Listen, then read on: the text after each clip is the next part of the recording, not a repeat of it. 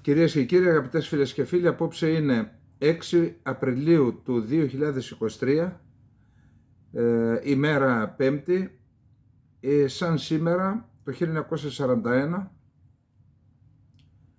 και αφού είχαμε κατανικήσει τον Ιταλικό στρατό και όσες δυνάμεις του Αλβανικού στρατού συμμετείχαν μαζί του στα μέτωπα της Υπήρου και της Βορείου Υπήρου και στην Αλβανία,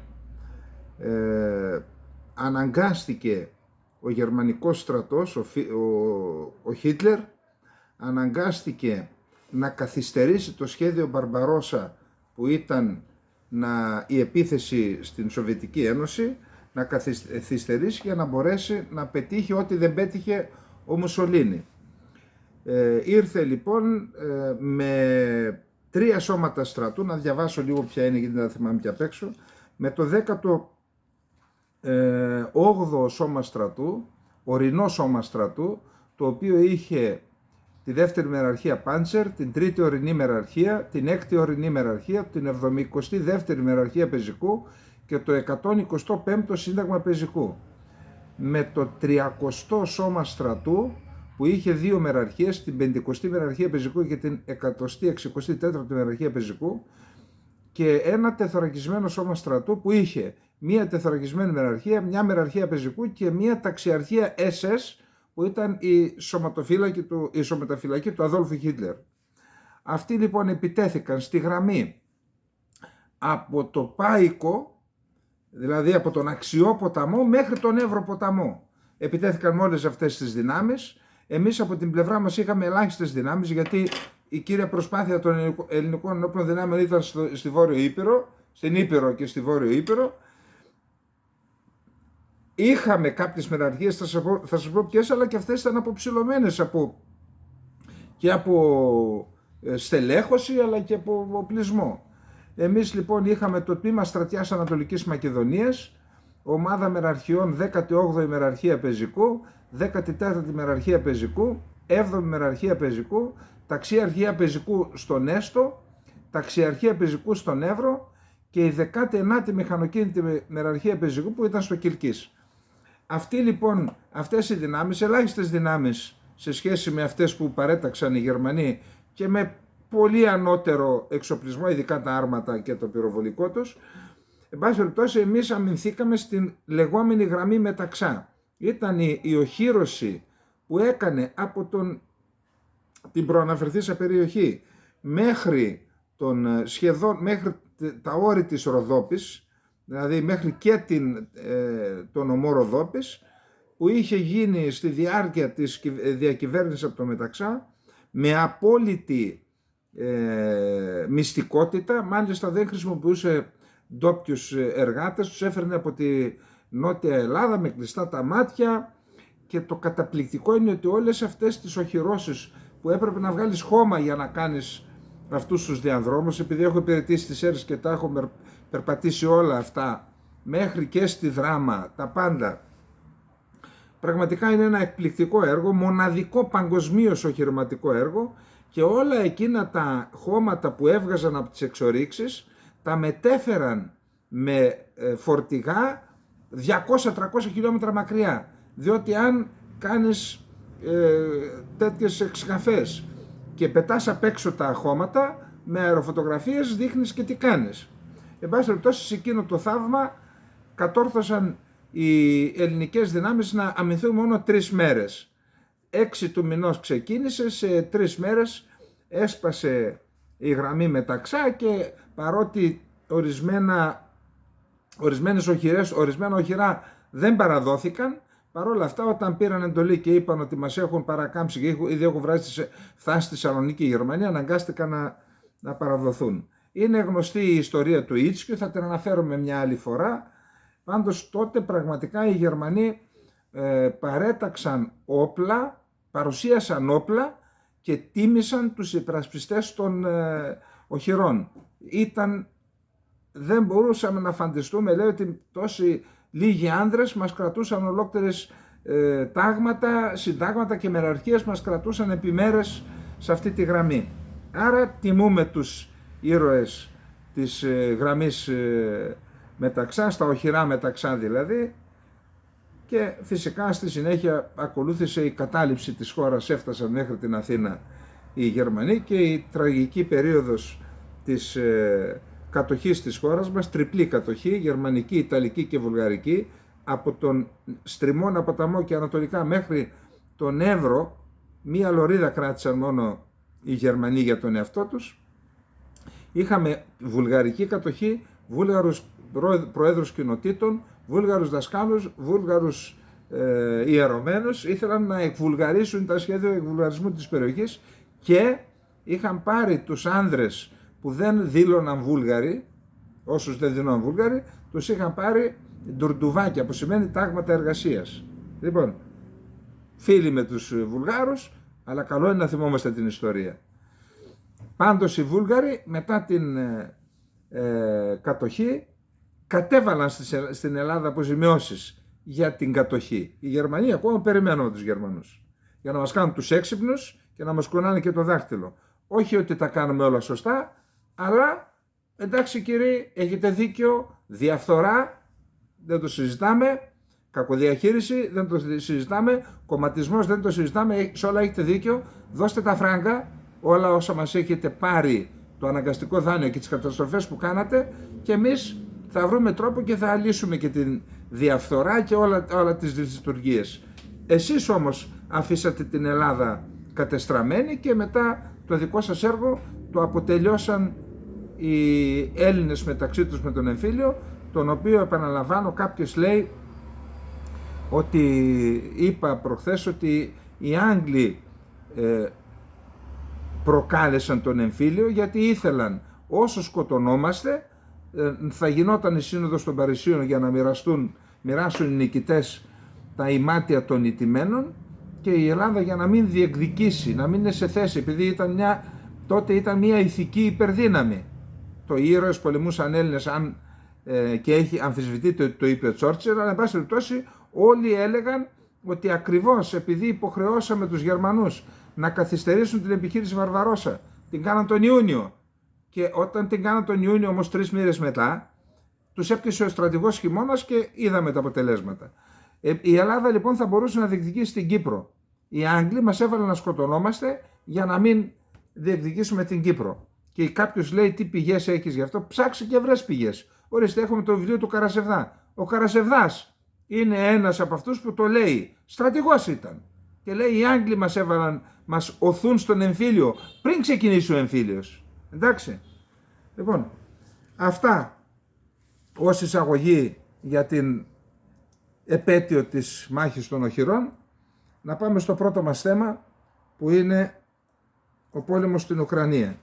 Λοιπόν, ο πόλεμος στην Ουκρανία. Ο Ζελένσκι από την Πολωνία που βρίσκεται έκανε μια δήλωση για τον Μπαχμούτ. Για να δούμε τι λέει. Ο Ζελένσκι δήλωσε ότι οι διοικητές του θα λάβουν τις κατάλληλες αποφάσεις εάν υπάρξει κίνδυνος στα ουκρανικά στρατεύματα στον Μπαχμούτ να περικυκλωθούν και να αφανιστούν. Έτοιμος για συνθηκολόγηση στο κατηλημμένο από τους Ρώσους Μπαχμούτ φέρεται να είναι ο Ουκρανός πρόεδρος Βολοντιμίρ Ζελένσκι, προκειμένου να απευθυνθεί ένα λουτρό αίματος και ο αφανισμός των στρατιωτών που βρίσκονται εγκλωβισμένοι στην περιοχή. Ο Ζελένσκι δήλωσε χθες Τετάρτη ότι οι διοικητές του θα λάβουν τις κατάλληλες αποφάσεις εάν υπάρξει κίνδυνος στα ουκρανικά στρατεύματα στον Μπαχμούτ να περικυκλωθούν και να αφανιστούν. Διατηρούμε την παρουσία μας στον Μπαχμούτ. Ο στρατηγός Αλεξάνδερ Σίρσκι, αρχηγός του ΓΕΣ δηλαδή, είναι υπεύθυνος για την επιχειρησιακή κατάσταση εκεί. Εάν η κατάσταση γίνει ακόμα πιο δύσκολη και υπάρξει απειλή ότι τα στρατεύματα θα αφανιστούν σε μια περικύκλωση, τότε σίγουρα θα υπάρξουν οι σχετικές κατάλληλες αποφάσεις από τον στρατηγό στην περιοχή. Δηλαδή θα διατάξει την στρατηγική υποχώρησή τους, θα πάνε, είπαμε χθες στο Τσάσιβιάρ, θα πω κάτι μετά γι' αυτό, για να δουν ποια θα είναι η επόμενη γραμμή άμυνας. Έχουμε πει ότι τις τελευταίες μέρες οι Ουκρανοί έχουν αρκετές επιτυχίες, οι Ρώσοι έχουν αρκετές επιτυχίες στο Μπαχμούτ, κρατούν όμως τις θέσεις τους, δηλαδή σήμερα είδα ότι εκεί στο 15% της πόλης κρατούν, υπάρχει άλλο ένα 15% περίπου που είναι η γκρίζα ζώνη. Για να δούμε τι είπε για το θέμα ο στρατηγός Σεργέη Κρύβονος, Ουκρανός. Σύμφωνα με τον Ουκρανό στρατηγό Σεργέη Κρύβονος, δεν υπάρχει κανένα νόημα στην προσπάθεια των Ουκρανών να κρατήσουν την πόλη Μπαχμούτ, υποστηρίζοντας πως αυτή θα έπρεπε να είχε παραδοθεί πριν από μερικές εβδομάδες. Μάλιστα, ο Κρύβονος υπογράμμισε ότι οι Ουκρανικές ενόπλες δυνάμεις έχασαν τους καλύτερους μαχητές τους, λέγοντας ταυτόχρονα ότι ο ρωσικός στρατός έχει διατηρήσει πολλές εφεδρείες στο μέτωπο του Βορονέζ, που είναι βόρεια. Άρα δεν τα λέει ο Καλεντερίδης, γιατί κάποιος μου λέει με αυτά που λες, σαν να λες να μην αμυνθούμε και στα νησιά. Δεν είπε αυτό, να τα λέει ο στρατηγός. Λέμε ότι πολιτική απόφαση είναι να σου πούν κάποιοι εκεί και πολέμα. Αλλά μερικές φορές η πολιτική απόφαση είναι αυτοκτονική και καταστροφική. Κάποιος άλλος γράφει ότι τι μας έλεγες ότι άμα σπάσει τον Μπαχμούτ μετά θα είναι ανοιχτός ο δρόμος. Δεν τα λέω αυτά. Εγώ διαβάζω και τις δηλώσεις του ενός και του άλλου λέω.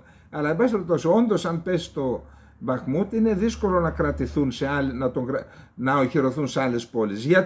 Γιατί το Μπαχμούτ είναι βιομηχανική περιοχή και έχει κάτι σαν το Αζοφστάλ, είχε ένα εργοστάσιο και εκεί, το οποίο το κατέλαβαν οι Ρώσοι, και έχει και υπόγειους διαδρόμους που εκεί οχυρώνονται αρκετοί οι Ουκρανοί στρατιωτικοί. Ενώ το Τσάσιβ Γιάρ που είπα θα οχυρωθούν εκεί, το είδα, το διάβασα, το βλέπω, είναι μια πόλη μικρότερη, 10.000 κατοίκων. Το Μπαχμούτ ήταν 70. Αλλιώς αντιστέκεσαι σε μια πόλη βιομηχανική με όλες αυτές τις εγκαταστάσεις των 70.000 και αλλιώς των 10.000. Θα αμυνθούν και εκεί, αλλά και εκεί είναι δύσκολο να κρατήσουν. Αυτά. Κάποιος λέει, αφού μας είπες ότι θα αμυνθούν και στο Τσάσιβ Γιάρ, γιατί δεν μας το έλεγες από την αρχή. Εντάξει ρε παιδιά, δεν τα ξέρουμε όλα, δεν τα λέμε και όλα σωστά, δεν είπε κανείς ότι είμαστε και η πυθία. Λοιπόν, αυτά και με τον κύριο τον Ουκρανό στρατηγό.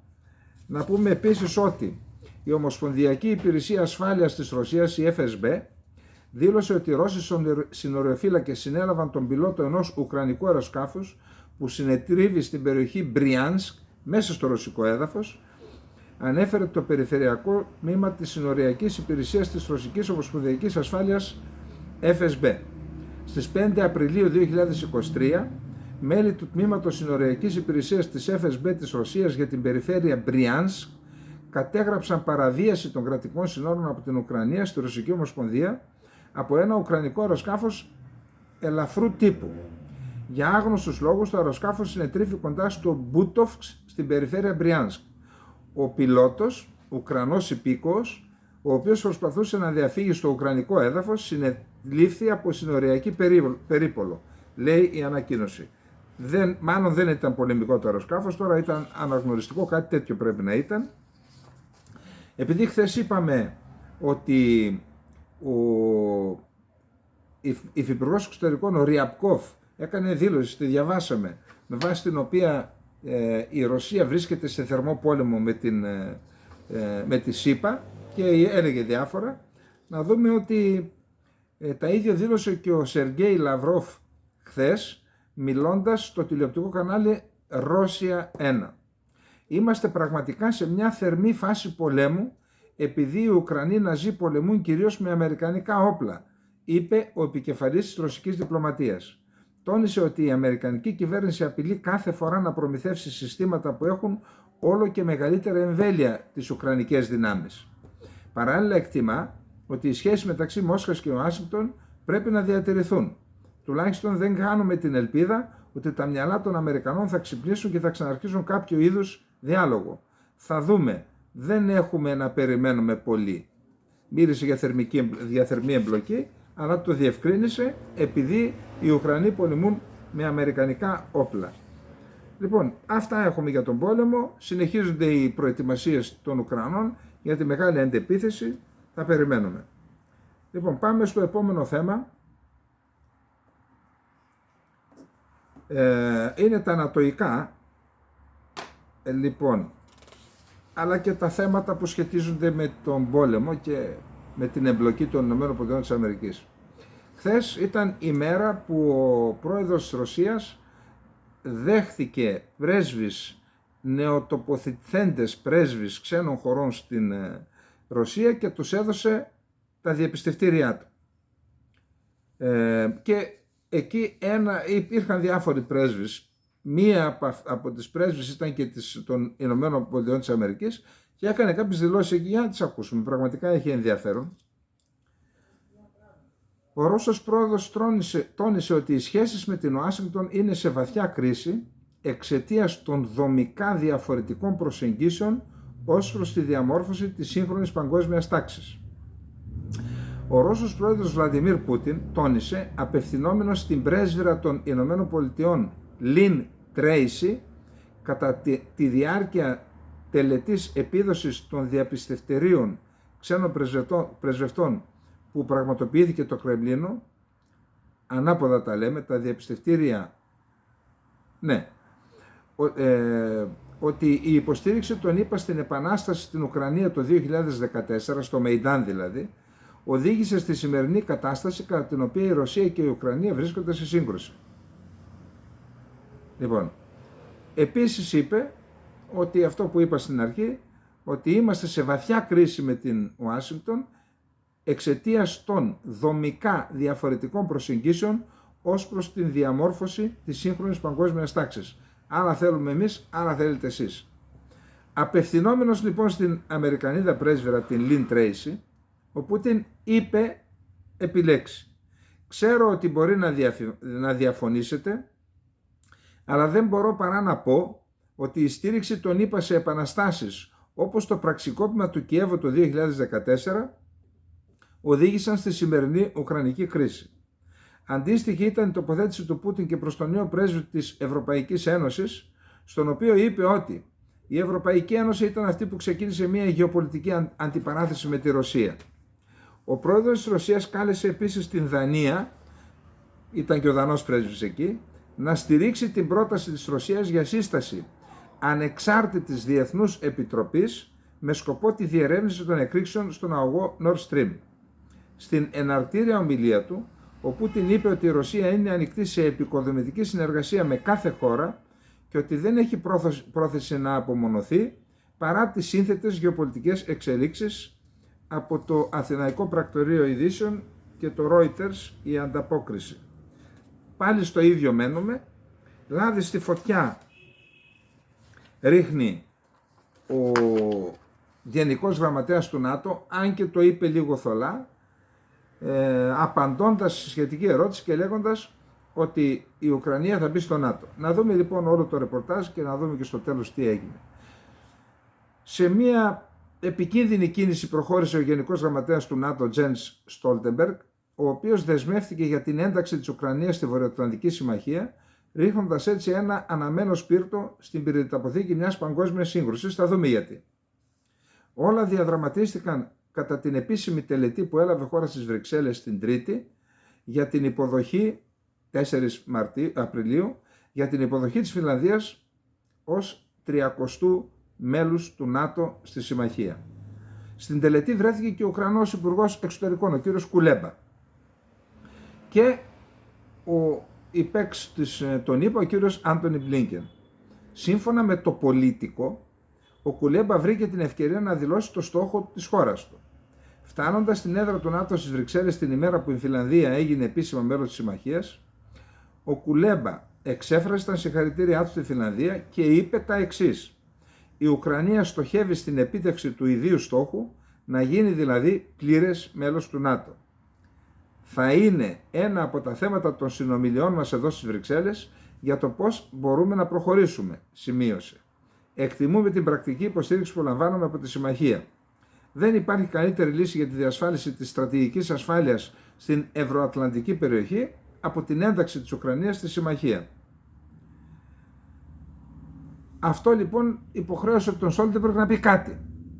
Ο Νορβηγός επικεφαλής του ΝΑΤΟ ισχυρίστηκε ότι το Κίεβο μπορεί να κερδίσει τον χρόνο και να γίνει πλήρες μέλος της Βορειοατλαντικής Συμμαχίας κάποια μέρα. Απαντώντας σε συνέντευξη τύπου και σε ερώτημα της Kyiv Independent, είπε η θέση του ΝΑΤΟ είναι ότι η Ουκρανία θα γίνει μέλος της συμμαχίας.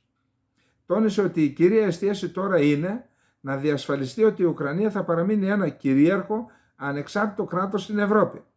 Το πρώτο βήμα προς οποιαδήποτε ένταξη της Ουκρανίας στο ΝΑΤΟ είναι να διασφαλιστεί ότι θα επικρατήσει Και αυτός είναι ότι θα επικρατήσει στον πόλεμο εναντίον της Ρωσίας, και αυτός είναι ο λόγος για τον οποίο οι ΗΠΑ και οι εταίροι τους έχουν παράσχει άνευ προηγουμένου υποστήριξη στο Κίεβο, πρόσθεσε. Φυσικά όλα αυτά βασίζονται σε επικίνδυνα σε αυτό που στην πραγματικότητα θα ήταν η κατάρρευση της Ρωσίας. Ότι θα καταρρεύσει η Ρωσία και μετά θα σε βάλουμε. Δεδομένου ότι η πυρηνικά οπλισμένη υπερδύναμη δεν θα επέτρεπε ποτέ την Ουκρανία να γίνει πλήρες μέρος του ΝΑΤΟ, ακόμα και αν σε κάποιο βαθμό η στρατιωτικοποίησή της από το ΝΑΤΟ έχει ήδη επέλθει, αφού έχει τόσα όπλα που πήρε από χώρες του ΝΑΤΟ. Λοιπόν, λέει λοιπόν ότι αν τελικώς μπει, τότε στην ουσία έχουμε παγκόσμιο πόλεμο, γιατί αν συνεχίσει η Ρωσία να κτυπάει μια χώρα μέλος του ΝΑΤΟ, αν την κάνουν μέλος του ΝΑΤΟ, τότε έχουμε παγκόσμιο πόλεμο. Σύγκρουση δηλαδή Ρωσίας με το ΝΑΤΟ. Η Ρωσία έχει ξεκαθαρίσει ότι ένα τέτοιο βήμα, η ένταξη δηλαδή της Ουκρανίας στο ΝΑΤΟ, θα οδηγήσει σε τρίτο παγκόσμιο πόλεμο. Το Κίεβο γνωρίζει καλά ότι ένα τέτοιο βήμα θα σήμαινε μια εγγυημένη κλιμάκωση στον τρίτο παγκόσμιο πόλεμο. Είχε δηλώσει ο αναπληρωτής γραμματέας του Συμβουλίου Ασφάλειας της Ρωσίας, Αλεξάνδερ Βενεντίκτοφ. Επίσης η Μόσχα έχει ξεκαθαρίσει πως με αυτόν τον τρόπο η Δύση γίνεται άμεσα εμπλεκόμενη στην σύγκρουση.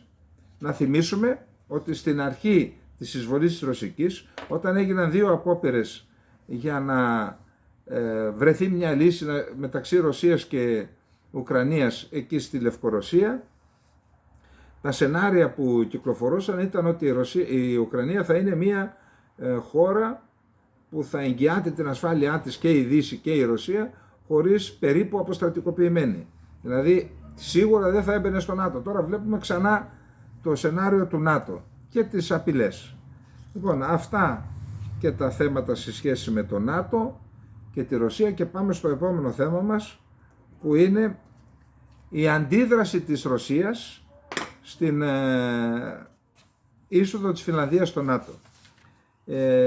Έχει σημασία να το δούμε, γιατί να δούμε τι έγινε, ποια ήταν η αντίδραση, γιατί δείχνει και με τι εργαλεία θα κινηθεί από τούδε και στο εξής η Ρωσία στο νέο γεωπολιτικό περιβάλλον που διαμορφώνεται στη Βαλτική θάλασσα, η οποία είναι τεράστια, επαναλαμβάνω. Τη βλέπουμε στο χάρτη μικρή, αλλά είναι μια τεράστια χώρα, άρα μια τεράστια θάλασσα. Αυτή η θάλασσα στην ουσία μεταβάλλεται σε νατοϊκή λίμνη, και εκεί έχει δύο προσβάσεις η Ρωσία. Μία στον κόλπο της Πετρούπολης και μία στο Καλίνιγκραντ. Είναι 110 χιλιόμετρα νομίζω οι ακτές του Καλίνιγκραντ, και άλλο τόσο, ίσως παραπάνω, είναι της Πετρούπολης, δεν το έχω. Το άλλο το είδα, είναι 110 χιλιόμετρα. Έκανε λοιπόν μια μεγάλη κλίμακας άσκηση αεροναυτική στην περιοχή από το Καλίνιγκραντ. Για να δούμε λοιπόν ποια είναι η αντίδραση, γιατί υπάρχουν σημαντικά πράγματα. Λοιπόν, έναν ακόμα γύρο στρατιωτικών ασκήσεων στην περιοχή του Καλίνιγκραντ διεξήγαγε η Ρωσία τη Δευτέρα, με ασκήσεις που περιελάμβαναν εγγύς αεροπορική υποστήριξη, επίθεση επίγεια, εναέριους βομβαρδισμούς και ελιγμούς από οχήματα μάχης πεζικού και πλοία του στόλου της Βαλτικής θάλασσας. Αυτό συμβαίνει λίγο μετά την ένταξη της Φινλανδίας στον Οργανισμό του Βορειοατλαντικού Συμφώνου, γεγονός που έχει αναδείξει τη στρατηγική συμμαχία της γεωγραφικά αποκομμένης ρωσικής περιοχής του Καλίνιγκραντ και της Βαλτικής θάλασσας, σημειώνει το Eurasian Times. Το Καλίνιγκραντ είναι ένας θύλακας στο έδαφος της Πολωνίας που συνορεύει με Πολωνία και Λιθουανία. Ενώ η Ρωσία δεν πιστεύει ότι το ΝΑΤΟ στη Φινλανδία αποτελεί τόσο άμεση απειλή όσο η Ουκρανία, εξακολουθεί να διατηρεί την καθιερωμένη γραμμή της κριτικής της επέκτασης του ΝΑΤΟ. Δεν θεωρεί ότι είναι απειλή. Γιατί το ΝΑΤΟ μάλλον δεσμεύθηκε ότι δεν θα μεταφέρει δυνάμεις στη Φινλανδία. Δηλαδή απλά θα ισχύσει το άρθρο 5 αν η Ρωσία επιτεθεί στη Φινλανδία. Κάτι τέτοιο έχω διαβάσει, κάτι τέτοιο αναφέρεται. Αν δηλαδή καλέσει η Φινλανδία, τότε μόνο. Αλλιώς η Φινλανδία μοιράζεται σύνορα ή μήκους 1.340 χιλιόμετρων με τη Ρωσία. Ο Σοϊγκού προχθές Τρίτη δήλωσε, μιλώντας στη στρατιωτική ηγεσία της Ρωσίας, ότι η ένταξη της Φινλανδίας δημιουργεί τους κινδύνους μιας σημαντικής επέκτασης της σύγκρουσης.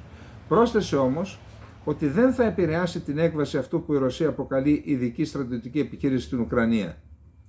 Το ότι η επέκταση του ΝΑΤΟ εξακολουθεί να γίνεται χωρίς να στοχεύει ανοιχτά τη Ρωσία φάνηκε από τη δήλωση του Στόλτεμπεργκ ότι η συμμαχία δεν θα στείλει άλλα στρατεύματα στη Φινλανδία εκτός αν αυτή ζητήσει βοήθεια, όπως αναφέρει το Associated Press. Ποιοι συμμετείχαν στην άσκηση? Συμμετείχαν περισσότερα από 15 αεροσκάφη της μεικτής αεροπορικής πτέρυγας μάχης του ναυτικού, της αεροπορίας του πολεμικού ναυτικού του στόλου της Βαλτικής. Αυτά λοιπόν πραγματοποίησαν τακτικές πυθικές ασκήσεις που αποτελούνται από από βολές εκτοξεύσεις πυράβλων, βολές με πυροβόλα και βομβαρδισμούς αεροπορικούς στην περιοχή του Καλίνιγκραντ, αναφέρει το ΤΑΣ, επικαλούμενο την υπηρεσία τύπου του στόλου της Βαλτικής. Κατά τη διάρκεια των εκπαιδευτικών πτήσεων, τα πληρώματα των μαχητικών παντός καιρού πολλαπλών χρήσεων Sukhoi 30 SM και Sukhoi 30 SM2, των επιθετικών αεροσκαφών Sukhoi 24 και των στρατιωτικών μεταγωγικών αεροσκαφών Antonov 26, παίζουν τακτικά επεισόδια αποστολών για το σκοπό που προορίζονται, υποστήριξη πυρών για μονάδες εδάφους, καταστροφή θέσεων διοίκησης, τεθωρακισμένων οχημάτων και ανθρωπίνου δυναμικού ενός εικονικού εχθρού, καθώς και διεξαγωγή εναέρειας αναγνώρισης, ανέφερε η υπηρεσία τύπου του στόλου της Βαλτικής. Τα μαχητικά αεροσκάφη πραγματοποίησαν βομβαρδισμό των πεδίων στόχων στο πεδίο της μάχης, πεδίο μη κατευθυνωμένων όπλων σε παράκτητες αποστάσεις σε ένα από τα πεδία εκπαίδευσης, έριξαν βόμβες βάρους 100 και 500 κιλών και προσέγγισαν εχθρικούς στόχους υπό συνθήκες ηλεκτρονικής καταστολής από έναν εικονικό εχθρό, αναφέρεται και πάλι στο δελτίο τύπου. Είπαμε ότι το Καλίνιγκραντ είναι ένας θύλακας, έγιναν εκεί και ασκήσεις με πυραυλικά συστήματα S-400 Triumph και συμμετείχαν και μαχητικά αεροσκάφη Sukhoi 27. Τώρα, είναι ενδιαφέρον ότι το Καλίνιγκραντ φιλοξενεί επίσης τα συστήματα βαλιστικών πυράβλων μικρού βελληνικούς Iskander-M που μπορεί να φτάσει στην Πολωνία και τις χώρες της Βαλτικής. Έτσι, η πρόσφατη μεταφορά των συστημάτων Iskander-M και στη Λευκορωσία, τα οποία έχουν βελληνικές 500 χιλιόμετρων, θα μπορούσε να απειλήσει νέους στόχους από τη Λευκορωσία στη Ρουμανία, την Ουγγαρία, τη Σλοβακία και την Τσεχία και να παράσχει κάλυψη στις ρωσικές ειρηνευτικές δυνάμεις στη Μολδαβία, στον Υπερδνηστερία. Τα συγκροτήματα Iskander-M μπορούν να χρησιμοποιήσουν τόσο βαλιστικούς πυράβλους όσο και πυράβλους κρούς με συμβατικές αλλά και πυρηνικές κεφαλές. Λόγω της στρατηγικής θέσης, η περιοχή του Καλίνιγκραντ χρησιμεύει ως κύρια βάση για το στόλο της Βαλτικής και ως εκ τούτου φιλοξενεί σημαντικό αριθμό χερσαίων και αεροπορικών δυνάμεων. Λοιπόν, σας είπα προχθές ότι στο Καλίνιγκραντ είναι κυβερνήτης, γιατί η περιφέρεια είναι. Κυβερνήτης είναι ένας Έλληνας, όπου σύμφωνα με έναν φίλο πόντιο μου είπε ότι είναι Έλληνας ποντιακής καταγωγής δηλαδή. Επίσης ένας άλλος μου είπε ότι είναι Ρώσος. Τελικά έγραψε κάποιος και το έψαξα και νομίζω ότι είναι έτσι. Ο πατέρας του είναι πόντιος από το Σοχούμι, την αρχαία Διοσκουριάδα δηλαδή. Εκεί ήταν το Χρυσό Μαλλοδέρας. Και η μάνα του είναι Ρωσίδα. Εν πάση περιπτώσει τον είδα το πρόσωπό του, φαίνεται ότι είναι ποντιόφατσα, ελληνόφατσα είναι ο άνθρωπος.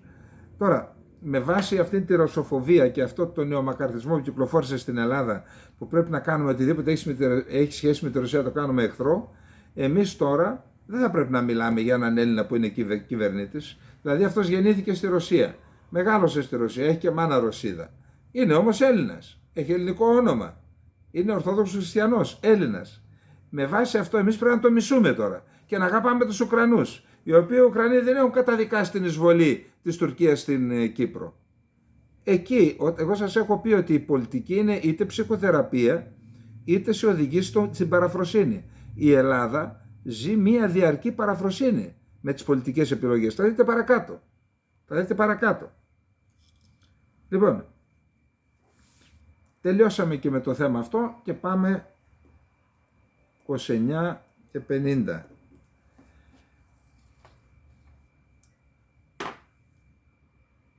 Μεταβαίνει στην Κίνα είναι εκεί ήδη ο Μακρόν. Θα δούμε τώρα τι είπαν εκεί με τον... Τα χάλασαν με τον Σι Τζίνπινγκ ο Μακρόν. Άλλα είπε ο Μακρόν, άλλα είπε ο Τζίνπινγκ. Και φτάνει νομίζω απόψε εκεί και η Ντελάιν και θα είναι μαζί Μακρόν και Ντελάιν, θα ξαναδούν εκεί, θα ασκήσουν πίεση. Για να δούμε λοιπόν τι έγινε με τον Μακρόν και τον Τζίνπινγκ.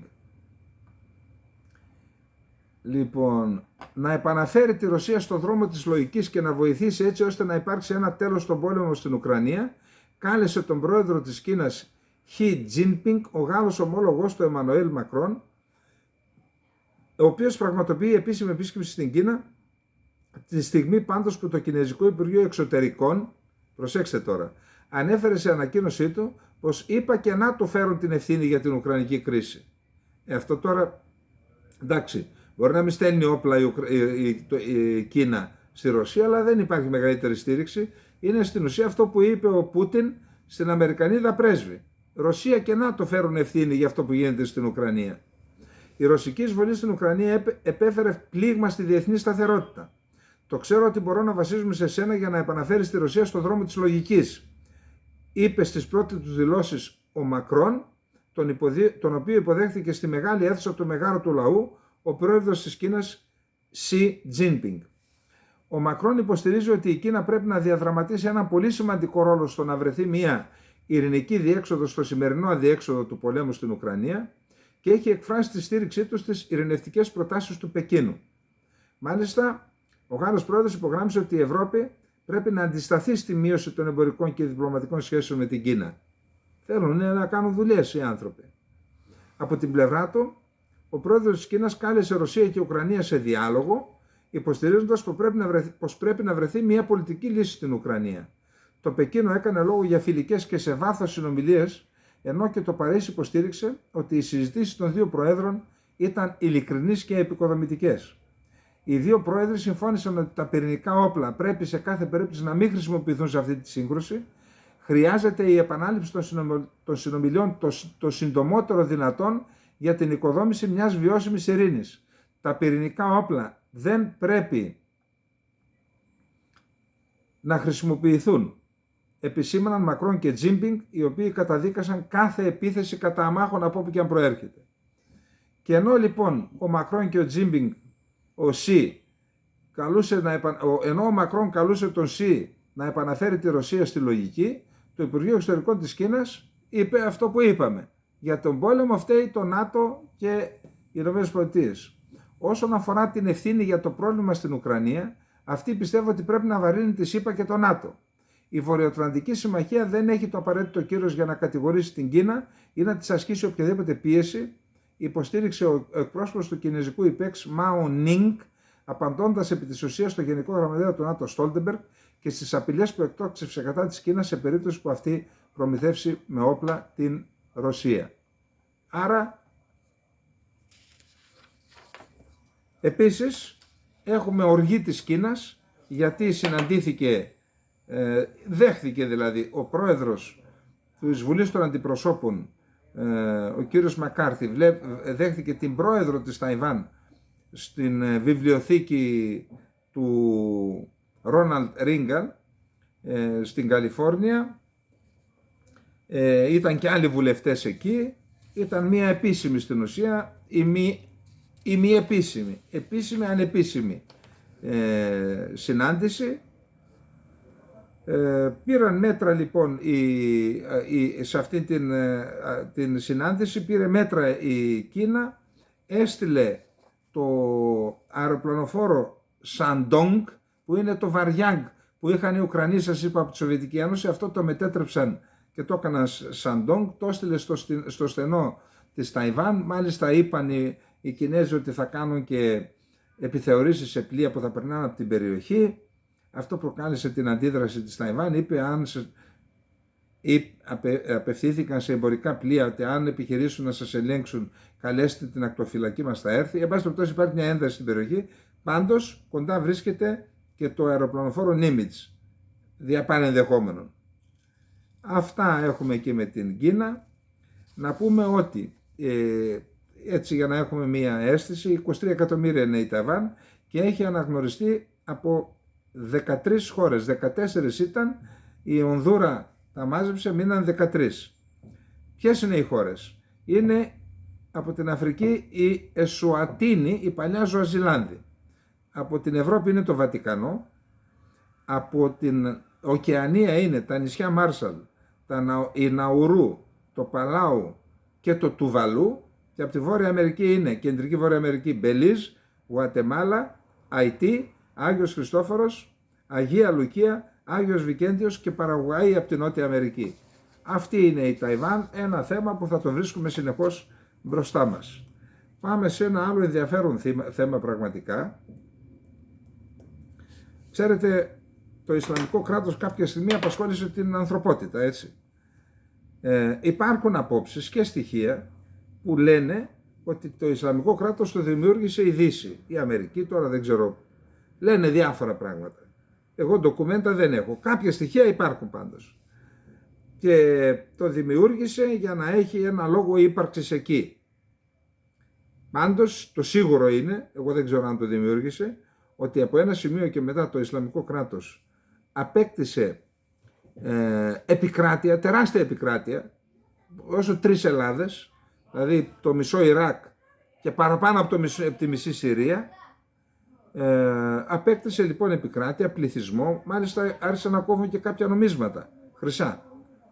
Έβαλε νομάρχες, περιφερειάρχες και εμμύριδες και τέτοια. Και άρχισε να βάζει φωτιά ανθρώπους, να σφάζει ομαδικές εκτελέσεις, να πετάει από τα μπαλκόνια στη Ράκα τους ομοφυλόφιλους και υπήρχε κίνδυνος, εάν καταλάβανε τη Δαμασκό, όχι, ήταν μέσα στη Δαμασκό, μέσα έχει καταλάβει αρκετές συνοικίες. Αν έπαιρνε ολόκληρη τη Δαμασκό, μετά είναι μερικές δεκάδες χιλιόμετρα για να βγουν στη θάλασσα. Ο Λίβανος θα έπεφτε σε λίγες μέρες. Αυτή λοιπόν ο κίνδυνος, το Ισλαμικό κράτος να βγει στη Μεσόγειο, θα δημιουργούσε ένα παγκόσμιο κίνδυνο ασφάλειας. Διότι θα μπορούσαν από εκεί να βγαίνουν στις θάλασσες και να βγαίνουν σε όποια χώρα θέλουν.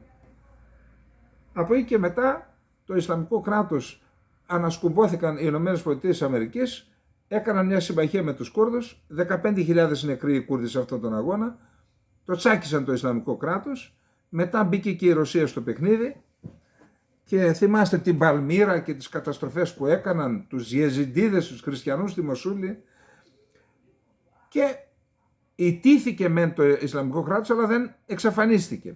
Υπάρχει ακόμα στη Συρία, υπάρχει ακόμα στο Ιράκ, υπάρχει και στο Αφγανιστάν, στην επαρχία Χορασάν και λέγεται Ισλαμικό κράτος του Χορασάν. Αυτό λοιπόν το Ισλαμικό κράτος του Χορασάν, σε αυτή την περιοχή που δεν μπορεί να το πειράξει κανένας, οι Ταλιμπάν τώρα ξαδέρφια είναι με αυτούς. Μπορεί να, αν τους πάνε να τους ελέγξουν, θα τους ελέγξουν για λόγους ανταγωνισμού, για την εξουσία, για τίποτα άλλο. Ιδεολογικά είναι μαζί. Η ίδια ιστορία είναι. Φίλοι της Τουρκίας και... Ανησυχεί η Γερμανία λοιπόν, με βάση την υπηρεσία εσωτερικής ασφάλειας, εσωτερικού δηλαδή, γιατί υπάρχουν κάποιοι πυρήνες, συνελήφθησαν 2 άτομα του Ισλαμικού κράτους της επαρχίας Χορασάν στη Γερμανία. Και με δεδομένο ότι υπάρχουν εκατοντάδες χιλιάδες, εκατομμύρια άνθρωποι που είναι αυτής της συγκεκριμένης θρησκείας, άμα το πούμε 2-3 φορές θα μας πούνε μετά και Ισλαμοφοβικούς, έτσι. Εκεί έχουμε φτάσει. Εν πάση περιπτώσει, επειδή υπάρχουν εκατομμύρια, φοβούνται ότι μπορεί να γίνει κάποια στιγμή κάτι και μέσα στη Γερμανία. Πάμε λοιπόν να δούμε. Τα πάμε αυτά. Λοιπόν, ο βραχίωνας στο Αφγανιστάν του Ισλαμικού κράτους, που λέγεται Ισλαμικό κράτος επαρχίας Χορασάν, ξεχωρίζει κατά την άποψη του κυρίου Χάλντεν-Βάνγκ, που είναι επικεφαλής της υπηρεσίας για την προστασία του συντάγματος. Είναι δηλαδή η υπηρεσία πληροφοριών εσωτερικού. Καθώς παρότι βρίσκεται σε πόλεμο με τους Ταλιμπάν στο Αφγανιστάν, κρατά ταυτόχρονα το βλέμμα στραμμένο στην κατεύθυνση της Ευρώπης και για να διεκδικήσει την πρωτοκαθεδρία στο δίκτυο των τζιχαντιστικών οργανώσεων, επιδιώκει να εξαπολύσει επιθέσεις εναντίον των απίστων στη Δύση. Δηλαδή έρχονται εδώ, τους δεχόμαστε, επιδόματα, ανθρώπινα δικαιώματα, τα πάντα, αλλά για αυτούς να ξέρετε θα είμαστε πάντα άπιστοι και πάντα στόχος τους είναι να ελέγξουν την Ευρώπη. Δηλαδή είναι ιερός πόλεμος αυτός. Να επικρατήσει το Ισλάμ μας θεωρούν άπιστος, ρυπαρούς και είναι ιερή υποχρέωση έχουν να μας κάνουν όλους μουσουλμάνους. Και τι θέλουν λοιπόν αυτοί? Άμα κάνουν 2-3 επιθέσεις στη Γερμανία, κατοχυρώνουν την ηγετική θέση ανάμεσα στις τζιχαντιστικές οργανώσεις. Λοιπόν, ο Χάλντεμβανγκ διαβεβαίωσε στο Γερμανικό Πρακτορείο Ειδήσεων ότι οι αρχές της Γερμανίας παραμένουν σε επαγρύπνηση για όλα τα σενάρια, καθώς εκτιμούν ότι η απειλή των τζιχαντιστικών οργανώσεων παραμένει υψηλή. Έβλεπα προχθές ένα βίντεο από την δομή στη Σάμο. Τι να σας πω τώρα? Απλά δεν το μοιράζομαι και φοβάμαι μην κατηγορηθούμε κάποια στιγμή. Αλήθεια το λέω. Η τρέχουσα δίκη 2 εφήβων σε δικαστήριο του Αμβούργου δίνει μια γεύση για την επιρροή που έχει το Ισλαμικό κράτος επαρχίας Χορασάν στη Γερμανία. Και αναφέρει ότι είναι 2 άτομα που πιάσαν και που έπιασαν και σχεδίαζαν να κάνουν επιθέσεις. Εδώ λοιπόν υπάρχει ένα ζήτημα. Και αυτό είναι, θα έλεγα, ότι ο πολιορκητικός κρυός της Δύσης και το άλοθη για να επεμβαίνουν εδώ και εκεί είναι ότι εμείς είμαστε δημοκρατία και οι άλλοι, η Κίνα και η Ρωσία, είναι ολοκληρωτικά καθεστώτα. Είναι. Και η Σαουδική Αραβία είναι, δεν επιτιθέμαστε εκεί. Και όλος ο αραβικός κόσμος είναι. Γιατί εκεί κλείνουμε τα μάτια? Γιατί εκεί είναι τα συμφέροντά μας, έτσι. Όμως αυτό δεν ισχύει για τις μουσουλμανικές χώρες. Δεν υπάρχει. Είναι ασύμβατη έννοια η δημοκρατία με την θρησκεία τη συγκεκριμένη. Αυτό ας το βάλουμε καλά στο μυαλό μας και ας δούμε τι προβλήματα θα αντιμετωπίσουμε στο μέλλον με το συγκεκριμένο θέμα. Πάλι δεν το κατονομάζω για να μην ξέρω εγώ. Πάμε στο επόμενο. Εδώ έχουμε γλέντι. Όπως είναι γνωστό, η Βουλγαρία, μια χώρα σε όλα τα επίπεδα πολύ πιο ασθενής από την Ελλάδα, σε επίπεδο πληθυσμιακό, πολιτικό, στρατιωτικό, οικονομικό, πολιτισμικό, είναι πιο ασθενέστερη χώρα από την Ελλάδα. Κι όμως βρίσκει το θάρρος και βάζει βέτο 2 χρόνια. Δεν θα μπει στην Ευρωπαϊκή Ένωση, λέει στα Σκόπια, εάν δεν κάνεις 2 ρυθμίσεις. Πρώτον, θα αλλάξεις το σύνταγμά σου και θα δεχθείς στο σύνταγμα ότι υπάρχει βουλγαρική μειονότητα μέσα στα Σκόπια. Και όταν λέει θα αλλάξεις το σύνταγμα, δεν τους αφήνει να τα αλλάξουν μόνοι τους. Θα είμαι κι εγώ παρόν, λέει η Βουλγαρία. Θα δείτε παρακάτω στη διαδικασία. Μην μου κάνετε καμιά μαϊμουδιά και όπως έκαναν και σε εμάς. Σε εμάς δεν το άλλαξαν στην ουσία. Έβαλαν ένα παράρτημα το οποίο.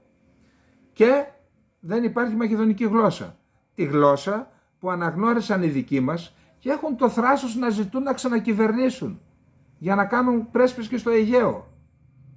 Δηλαδή δεν παρεμβαίνουμε στα πολιτικά και στις εκλογές, αλλά αυτό είναι ένα εθνικό θέμα.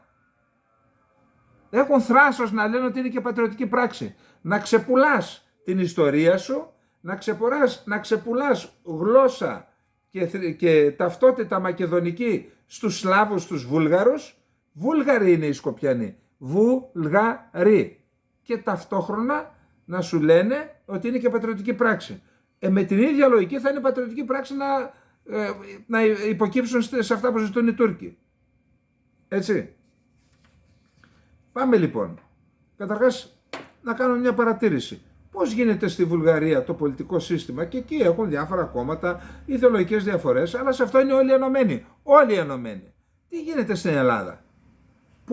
Έκαναν υπέγραψαν τη Συμφωνία των Πρεσπών χωρίς να μιλήσει κανένας. Δεν ήξερε κανένας μυρωδιά, ούτε το κόμμα ήξερε, ούτε η κυβέρνηση ήξερε. Οι δυο τους, ο Κοτζιάς με τον Τσίπρα. Τώρα πάνε να κάνουν πάλι με την Τουρκία, κανένας δεν ξέρει τίποτα. Δεν υπάρχει πολιτικό σύστημα αξιόπιστο στην Ελλάδα. Όποιος κάθεται στο Μαξίμου μπορεί να πουλήσει την Ελλάδα και να μην πάρουμε χαμπάρι. Να το καταλάβουμε μετά.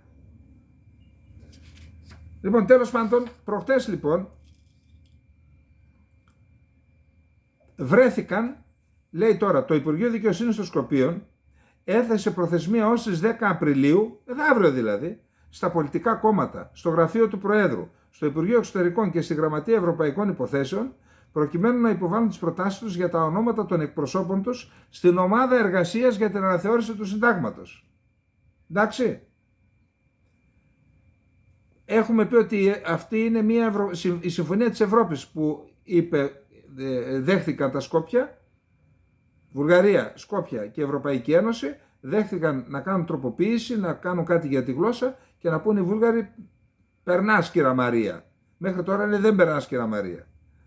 Για την τροποποίηση του συντάγματος χρειάζονται τα 2/3, τα οποία όμως δεν τα έχει η κυβέρνηση. Διότι το βέμερο, το εθνικιστικό, το ακροδεξιό, όπως να το πούμε, είναι αντίθετο. Τώρα, λέει, στη Βόρεια Μακεδονία, λέει ότι είπε, γι' αυτό το λέω, συζητούνται ήδη παραλλαγές μελλοντικών κειμένων για την αλλαγή του συντάγματος της χώρας και η Βουλγαρία θέλει να είναι μέρος αυτής της διαδικασίας, ώστε αυτή να προχωρήσει χωρίς εμπόδια. Λέει ο Υπουργός Εξωτερικών της Βουλγαρίας Νικόλαϊ Μίλκοφ. Λέει, εγώ θέλω να ξέρω τι θα κάνετε. Μην κάνετε την τροποποίηση και δεν μ' αρέσει και πω όχι, να είμαι παρόν. Και λέει ότι για το σκοπό αυτό μίλησα με τον Υπουργό Εξωτερικών του Σκοπίων Μπουγιάρ Οσμάνι προχθές στη Σύνοδο Κορυφής των Υπουργών Εξωτερικών του ΝΑΤΟ. Το Υπουργείο Εξωτερικών των Σκοπίων λέει δεν υπάρχει τέτοια περίπτωση. Εμείς δεν είπαμε κάτι τέτοιο, είμαστε ανεξάρτητη χώρα, το κάναμε μόνοι μας. Εν πάση περιπτώσει, συνεχίζεται η ιστορία. Για μας τι μας ενδιαφέρει, ότι οι δικοί μας ξεπούλησαν και οι Βούλγαροι υπερασπίζονται τα συμφέροντά τους, τα εθνικά τους συμφέροντα καλύτερα από την Ελλάδα. Τώρα οι άλλοι μην πούνε τώρα ότι να, θα γίνει η Μεγάλη Βουλγαρία και δεν μας συμφέρει. Άμα είναι να γίνει, ας γίνει, τι μας νοιάζει εμάς. Από πού και ως πού. Από πού και ως πού. Θα ανακατευθούμε τι θα γίνει στη γειτονική χώρα. Άμα θέλουν να ενωθούν οι Βούλγαροι των Σκοπίων με τους Βουλγάρους της Βουλγαρίας, τι θα πούμε εμείς, μην ενώνεστε. Και δεν είναι αυτό το θέμα. Το θέμα είναι πώς αντιμετωπίζει μια χώρα ένα εθνικό θέμα και πώς αντιμετωπίζει η άλλη. Αυτό είναι το θέμα. Επόμενο. Για δεύτερη μέρα υπάρχουν οι μουσουλμάνοι έχουν το Ραμαζάνι, που το Ραμαζάνι οδηγεί, είπαμε στη είναι Ραμαζάνι, οδηγεί στο Κουρμπάν Μπαϊράμ, που είναι η θυσία, δηλαδή κάτι σαν το Πάσχα. Έχουν Πάσχα τώρα και οι Εβραίοι και οι Χριστιανοί. Εκεί λοιπόν στην Ιερουσαλήμ έγιναν σοβαρά επεισόδια και εντάσεις στο τέμενος Αλ-Αξά, το οποίο θεωρείται από τα ιερότερα μέρη των Παλαιστινίων. Έγινε χαμός στην περιοχή, συνελήφθησαν, νομίζω έγιναν επεισόδια μετά, μπήκαν μέσα οι αρχές ασφαλείας στο τέμενος Αλ-Αξά, συνέλαβαν κάποια άτομα, είδα κάποιες φωτογραφίες με χειροπέδες, αντέδρασαν οι Παλαιστίνοι, είχαμε έξω επεισόδια, συνέλαβαν 350 άτομα. Αυτό θεωρήθηκε η εισβολή των δυνάμεων ασφαλείας μέσα στον ιερό χώρο, θεωρήθηκε πρόκληση. Τέλος πάντων, έχουμε σοβαρά θέματα, αντιδράει η Τουρκία και ο Ερντογάν και ο Τσαβούσογλου, να πούμε τι είπαν. Η Τουρκία δεν μπορεί να παραμείνει σιωπηλή απέναντι σε τέτοιες επιθέσεις. Καταδίκασε σήμερα τη συγκρούση στο τέμενος Αλ-Αξά της Ιερουσαλήμ ο Ερντογάν, ο οποίος δήλωσε ότι το Ισραήλ ξεπέρασε την κόκκινη γραμμή. Η Τουρκία δεν μπορεί να παραμείνει σιωπηλή απέναντι σε τέτοιες επιθέσεις. Η καταπάτηση του τεμένους Αλ-Αξά είναι η κόκκινη γραμμή μας, είπε ο Τούρκος πρόεδρος στη διάρκεια του δείπνου μετά τη λήξη της νηστείας του Ιφτάρ σε ομάδα συνταξιούχων. Οι Παλαιστίνοι δεν είναι μόνοι τους, είμαστε μαζί τους. Στα λόγια, γιατί η Τουρκία θέλει να τα βρει με το Ισραήλ και αυτά είναι το ελάχιστο που μπορεί να πει ο Ερντογάν. Πιο πριν, ο Τσαβούσογλου από τις Βρυξέλλες, όπου ήταν για το ΝΑΤΟ, χαρακτήρισε απαράδεκτες τις συγκρούσεις. Η εξομάλυνση των σχέσεων της Τουρκίας με το Ισραήλ έχει ξεκινήσει, αλλά η δέσμευσή μας δεν μπορεί να γίνεται σε βάρος της Παλαιστινιακής υπόθεσης και των αρχών μας, εκτιμώντας πως οι επιθέσεις αυτές ξεπέρασαν το όριο. Λοιπόν, αυτά. Έχουμε επεισόδια και στην περιοχή, συνεχίζουμε πάλι στη Μέση Ανατολή. Έχουμε τέταρτη αεροπορική επιδρομή του Ισραήλ στη Συρία και βλέπω ότι στη Συρία γίνονται κάποιες κινήσεις που μπορεί να οδηγήσουν σε ανάφλιξη, θα επιτεθούν και αυτοί στο Ισραήλ. Υπάρχει πιθανότητα, βλέπω δημοσιεύματα, αν δεν σταματήσουν αυτές οι επιθέσεις. Οι επιθέσεις του Ισραήλ γίνονται στην επικράτεια της Συρίας σε στόχους ιρανικούς και όχι μόνο, επειδή το Ιράν με βάση διμερή συμφωνία Συρίας-Ιράν έχει μεταφέρει εκεί πολιτοφύλακες οι οποίοι βοηθούν το στρατό του Ιράν απέναντι στο Ισλαμικό κράτος και στους τζιχαντιστές τρομοκράτες που έχουν καταλάβει ορισμένες περιοχές. Τώρα, σήμερα, προχθές ήταν για 2 μέρες, 3 και 4 του μηνός, 4 υφυπουργοί εξωτερικών, Ρωσίας, Ιράν, Συρίας, Τουρκίας, στη Μόσχα, για το θέμα της προσέγγισης Συρίας-Τουρκίας, να τα ξαναβρούν. Εκεί είδαμε διάφορα, λέει μένει κάθε χώρα στη θέση της, αλλά είδα την Ρωσία στην ουσία να ασκεί πίεση στη Συρία και λέει αν ο καθένας επιμένει στους όρους του, τότε έχουμε αδιέξοδο και το αδιέξοδο μπορεί να ξαναφέρει τον εμφύλιο. Η απειλή στη Συρία είναι αυτή. Η Συρία, ο Άσαντ, είπαμε εγώ για να τα ξαναβρω με την Τουρκία, να τσακιστείτε και να φύγετε από τη χώρα μου. Από τις περιοχές που κατέχετε να φύγουν και οι συνεργάτες σας, να παραδώσουν τα όπλα και να αποκατασταθεί η τάξη όπως ήταν πριν το 2011. Αλλά έχουμε πίεση. Σήμερα ο Λαυρόφ πάει στην Τουρκία, θα μείνει 2 μέρες, σήμερα και αύριο, θα συζητήσει αυτό το θέμα με τον Τσαβούσογλου.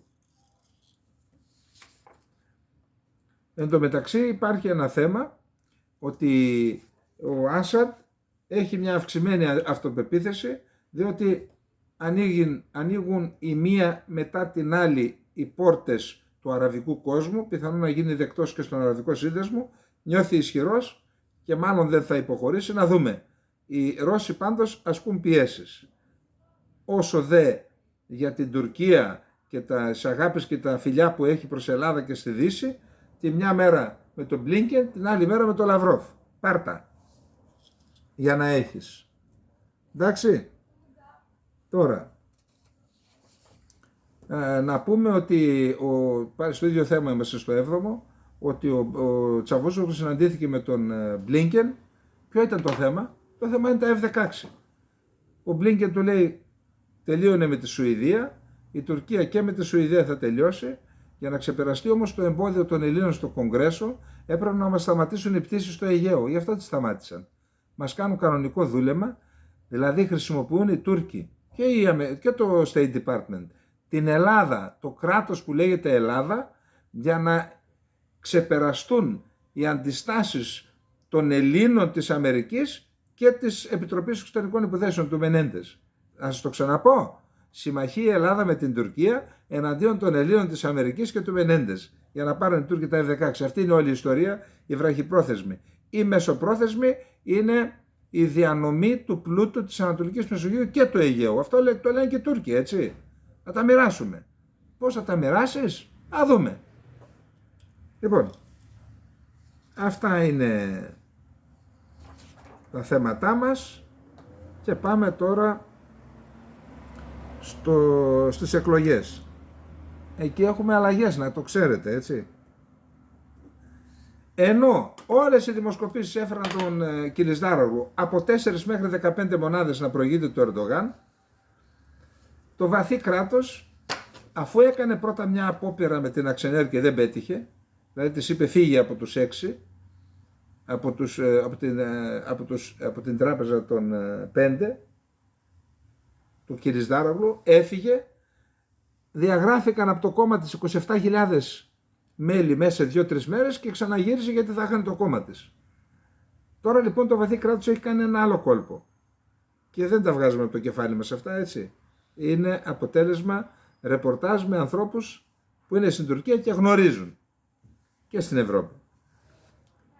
Το βαθύ κράτος λοιπόν στην Τουρκία έβαλε έναν άνθρωπό του, τον Μουαρέ Μιντζέ, ο οποίος ενώ δεν μπορούσε να συγκεντρώσει τις 100.000, μόλις έβαλε το κράτος, τόσες χρειάζονται για να είσαι υποψήφιος, έτσι. Αλλιώς δεν εγκρίνει την υποψηφιότητά σου η Ανώτατη Εκλογική Επιτροπή.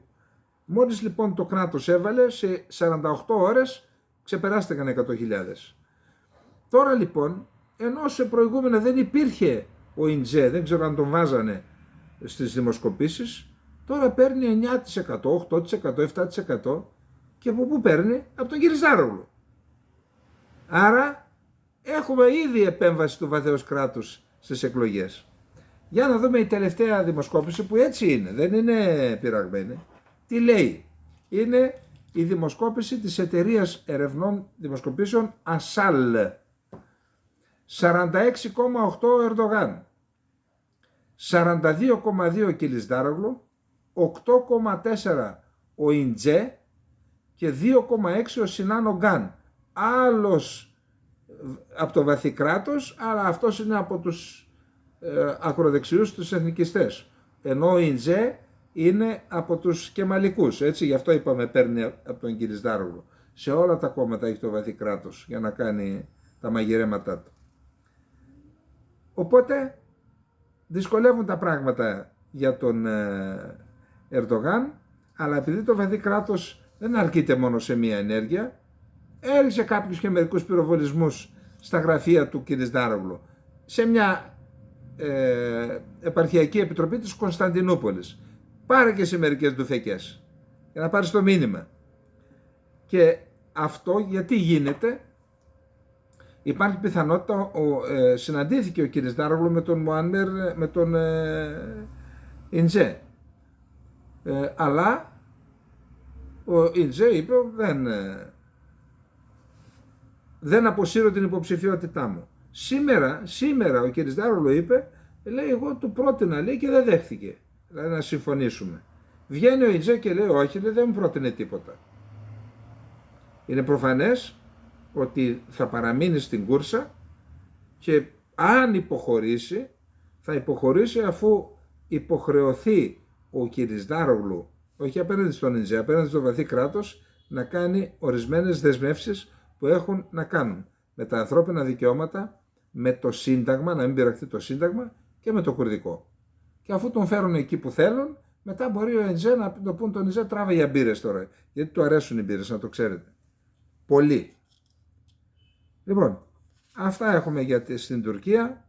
Να πάμε τώρα στην Κύπρο. Περνάει και ο χρόνος. Ο Χριστοδουλίδης έκανε τη δεύτερη επίσκεψή του στην Αίγυπτο. Αυτό είναι και σημειολογικό. Δείχνει, το είπε μάλιστα, δείχνει τις προτεραιότητάς μας. Πρώτη επίσκεψη στην Ελλάδα, δεύτερη στην Αίγυπτο. Θέλουμε να είμαστε μαζί στη γειτονιά, συνεργασία σε όλους τους τομείς. Εμπορικούς, πολιτισμικούς, πολιτικούς, ενεργειακούς, και εμείς είμαστε εδώ να βοηθήσουμε την Αίγυπτο για θέματα που σχετίζονται με την Ευρωπαϊκή Ένωση. Για να δείτε, όσοι μου λέτε λες για την Ευρώπη, ναι, εν προκειμένου η Ευρώπη είναι ένα σημαντικό όπλο για την Κύπρο. Έτσι, προσέξτε, αυτό λέει, ότι εγώ θα προωθήσω τα αιτήματά σου στην Ευρωπαϊκή Ένωση. Ξέρετε ποιο είναι ένα από τα αιτήματα? Προσέξτε εδώ τώρα. Στη διάρκεια των δηλώσεών του, ο πρόεδρος Χριστοδουλίδης τόνισε ότι η Κύπρος, ως κράτος μέλος της Ευρωπαϊκής Ένωσης στην περιοχή, θα εργαστεί για την ενίσχυση των ευρωαιγυπτιακών σχέσεων, αλλά την ίδια στιγμή για αναγνώριση από πλευράς Βρυξελών του σημαντικού και καθοριστικού ρόλου που η Αίγυπτος διαδραματίζει για να υπάρξουν συνθήκες σταθερότητας στην Ανατολική Μεσόγειο. Προσέξτε, ο Χριστοδουλίδης αναφέρθηκε στην ανάγκη η Ευρωπαϊκή Ένωση να στηρίξει την Αίγυπτο στο μεταναστευτικό. Σήμερα, λόγια του Χριστοδουλίδη, σήμερα στην Αίγυπτο φιλοξενούνται τουλάχιστον 7 εκατομμύρια μετανάστες και η Αίγυπτος είναι μια χώρα η οποία, σε αντίθεση με άλλες χώρες της περιοχής, δεν στέλνει μετανάστες στην Ευρώπη και δεν λαμβάνει την οποιαδήποτε οικονομική ενίσχυση από πλευράς της Ευρωπαϊκής Ένωσης. Τα δίνω στην Τουρκία. Συγγνώμη, αυτό είναι δίκαιο? Έχει σημασία πάντως η παρουσία του Χριστοδουλίδη εκεί. Προσέξτε τι είπε ο Σίση, προσέξτε. Εδώ είμαστε. Έχει σημασία τι είπε. Οι δύο χώρες απολαμβάνουν σχέσεις στρατηγικής σημασίας, ο Σίση στον Χριστοδουλίδη, και συνεργασίας, ενώ αναφέρθηκε στην ουσιαστική ενίσχυση των διμερών σχέσεων επί Νίκου Αναστασιάδη. Πρόσθεσε ότι συζητήθηκαν θέματα ενέργειας και μεταφοράς του κυπριακού φυσικού αερίου στις μονάδες υγροποίησης στην Αίγυπτο, καθώς και το θέμα ηλεκτρικής διασύνδεσης αλλά και της πράσινης ενέργειας. Είπε ακόμα ότι η Αίγυπτος, προσέξτε, προσβλέπει σε συνεργασία με την Κύπρο σε αναπτυξιακούς και παραγωγικούς τομείς. Τόνισε την ανάγκη οι χώρες να σέβονται την απόλυτη κυριαρχία και την εδαφική ακεραιότητα των άλλων χωρών στο πλαίσιο του διεθνούς δικαίου, καμπανάκι για την Τουρκία, σημειώνοντας ότι στο Κυπριακό η Κύπρος έχει τη στήριξη της Αιγύπτου και προσπαθεί πάντα να συμβάλλει στην επίλυση του Κυπριακού μέσω των ψηφισμάτων του Συμβουλίου Ασφαλείας των ΟΗΕ. Σφαλιάρα στην Τουρκία, έτσι. Να, τι είναι η πολιτική? Μια μικρή χώρα εάν χρησιμοποιήσει σωστά την πολιτική, είναι σαν να έχει στα χέρια της πυρηνικά όπλα. Αυτά είναι. Λοιπόν, τώρα, πολύ σημαντικό θέμα. Αυτό, πάμε. Η Αίγυπτος είπαμε να περάσουμε στο επόμενο γρήγορα γιατί δεν έχουμε χρόνο. Λοιπόν, πολύ σημαντικό θέμα είναι η προπαγάνδα που γίνεται από την Τουρκία, τους Τουρκοκύπριους, στην Κύπρο αλλά και στην Ελλάδα για θέματα που αφορούν το Κυπριακό. Για την ταυτότητα των Κυπρίων, των Ελλήνων της Κύπρου, για τα ιστορικά γεγονότα. Ακούστε τώρα. Είχαν μνημόσυνο στα κατεχόμενα που πήγε και ο Τατάρ για δύο οργανώσεις, τη Βολκάν και την DMT. Ήταν οργανώσεις, θα δείτε παρακάτω τι ήταν. Και είπαν ανιστόρητα πράγματα και δηλώσεις μίσους, έτσι, προσέξτε. Στο μνημόσυνο εκ των ιδρυτών της εγκληματικής οργάνωσης Βολκάν και της TMD, του Χατζή Ισμαήλ Σαντίκογλου, έγινε μνημόσυνο στα κατεχόμενα, ο Ερσίν Τατάρ προσπάθησε πάλι χθες να κατηγορήσει την ΕΟΚΑ για φόνους Τουρκοκυπρίων. Πολλοί άμαχοι Τουρκοκύπριοι, γυναίκες και παιδιά σκοτώθηκαν κατά τις επιθέσεις που άρισαν με την ίδρυση της ΕΟΚΑ και την εφαρμογή του σχέδιου Ακρίτας. Αυτό δήλωσε. Τα λέει κάθε χρόνο σε αυτά τα μνημόσυνα.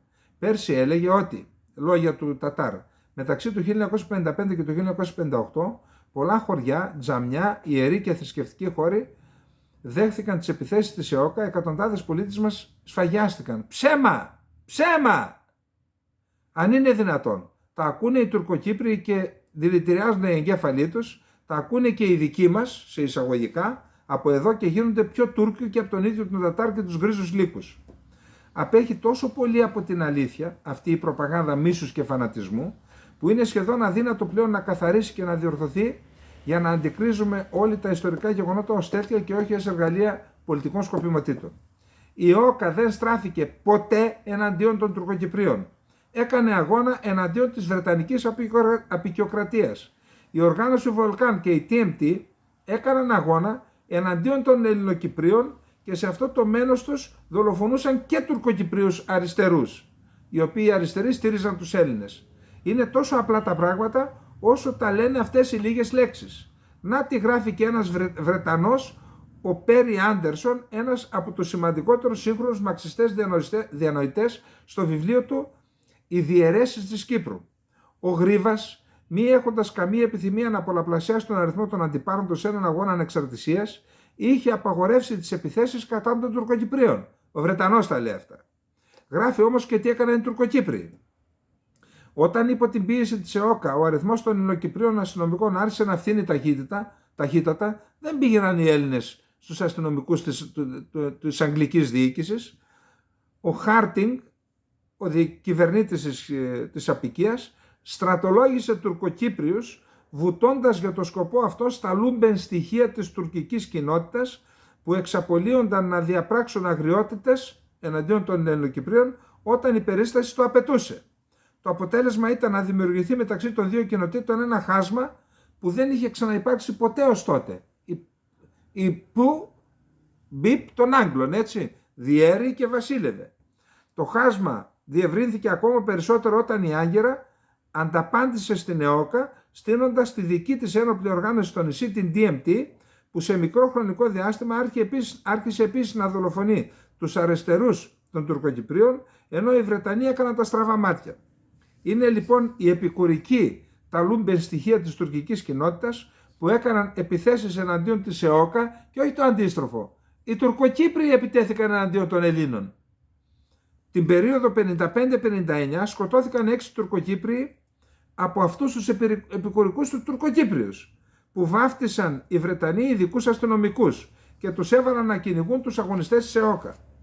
Πού στο καλό βρήκε ο Τατάρ άμαχους Τουρκοκύπριους γυναίκες και παιδιά που σκοτώθηκαν κατά τις επιθέσεις της ΕΟΚΑ? Είναι αδιανόητο αυτό το παραμύθι. Αλλά τι να κάνουμε, μπορεί να ισχύει και εδώ το ότι η βλακεία είναι ανίκητη.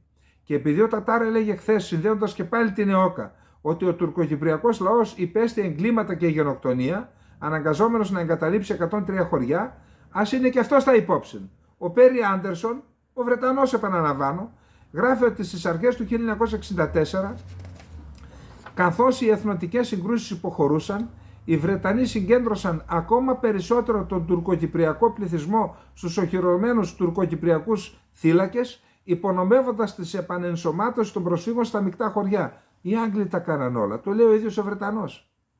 Εμείς πάντως, σε αντίθεση με τον Τατάρ, αποδίδουμε πολύ μεγάλη ευθύνη στους Βρετανούς για όσα πάθαμε Ελληνοκύπριοι και Τουρκοκύπριοι. Αλλά μετά τα όσα παθήματα, εγκλήματα, θυσίες και πληγές που ακόμα αιμορραγούν, και αφού είναι αδύνατο να συνεννοηθούμε, ας αφήσουμε την ιστορία τουλάχιστον στις σελίδες της.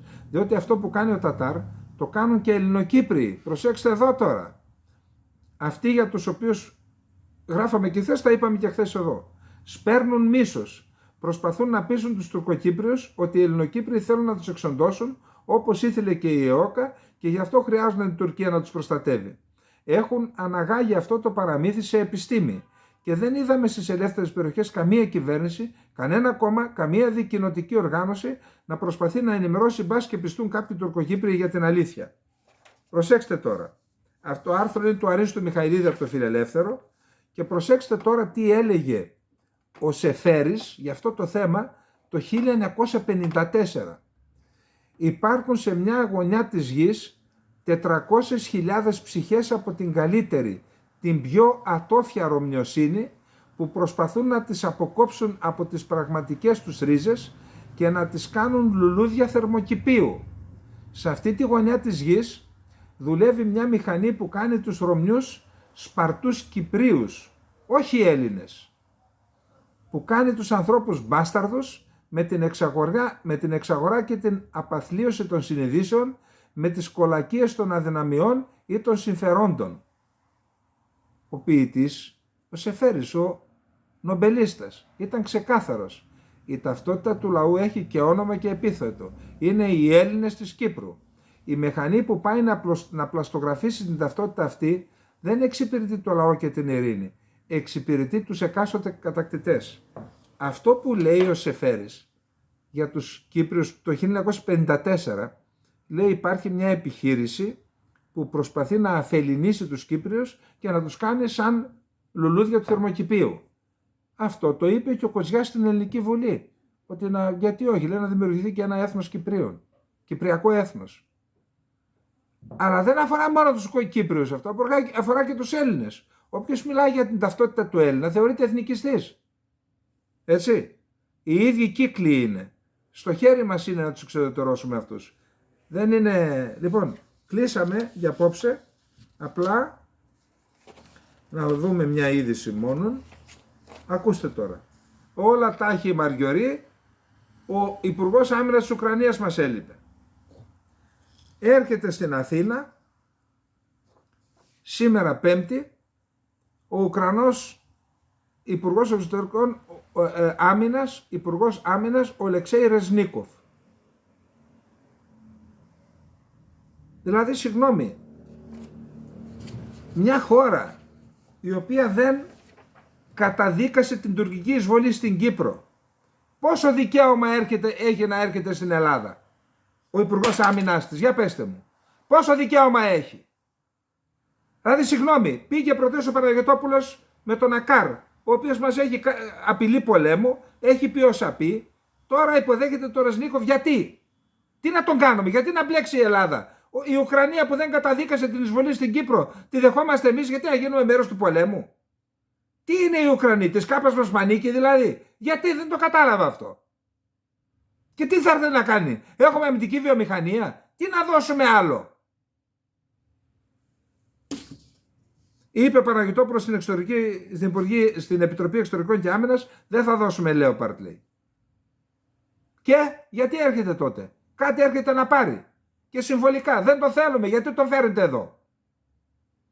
Ας κάνει μια δήλωση ο Ζελένσκι, καταδικάζω την εισβολή της Τουρκίας στην Κύπρο, να είμαστε αλληλέγγυοι με την... Όσο δεν το κάνει, γιατί είμαστε αλληλέγγυοι? Είμαστε ηλίθιοι? Είμαστε η μπίπ της παρέας?